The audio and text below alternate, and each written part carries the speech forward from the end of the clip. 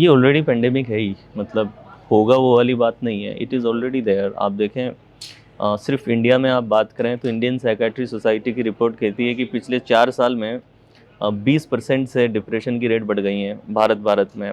लगभग 56 million cases depression के हैं और 36 मिलियन केसेस हैं जो कि एंग्जाइटी के हैं। सुसाइड रेट में पूरे विश्व में हमारा लगभग 33% कॉन्ट्रीब्यूशन सुसाइड्स के अंदर है ओवरऑल। बच्चे रोज़ करीबन 10 बच्चे सुसाइड कर रहे हैं। तो ये स्ट्रेस और मेंटल वेलनेस, मेंटल इलनेस, ये सब चीज़ें ऑलरेडी बढ़ रही हैं।